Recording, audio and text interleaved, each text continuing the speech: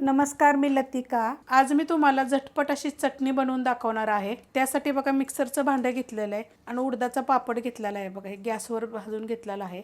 मोठ्या आकाराचा आहे, छोट्या आकाराचे असले तर तुम्हाला 2 घेतले पाहिजे। तर त्याच्यामध्ये काय करायचे, तुकडे करून टाकूया। पापड टाकून घेतलेला आहे।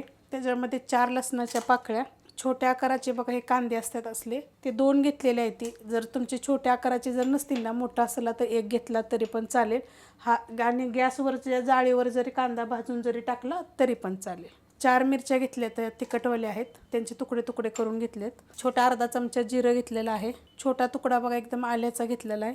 काळं मीठ छोटा अर्धा चमचा आणि छोटा अर्धा चमचा साधं मीठ। ह्याच्यात टाकायचे आपल्याला पुदिन्याचे पण बघा असे देठासकट घेतलेले आहेत, पुढचे शेंडे असे घेतलेले आहेत। त्याच्यात टाकायचे आपल्याला कोथिंबीर, जेवढा पुदिना घेतलाय ना तेवढाच कोथिंबीर घेतलेली आहे। एक मूठ घेतलेली आहे। त्याच्यामध्ये टाकायचे बघा अर्ध्या लिंबाचा रस, म्हणजे 1 चमचाभर जरी रस असेल तरी पण चालेल।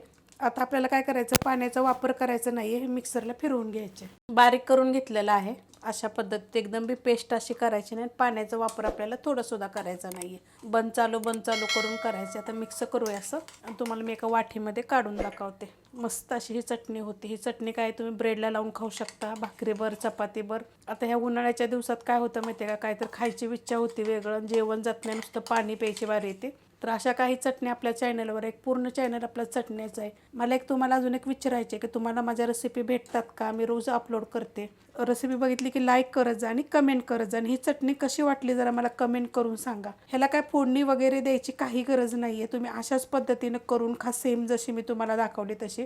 चवीला इतकी छान लागते ना। रेसिपी बघितली की लाईक करा, सबस्क्राईब करा, कमेंट करा आणि शेअर बी करा।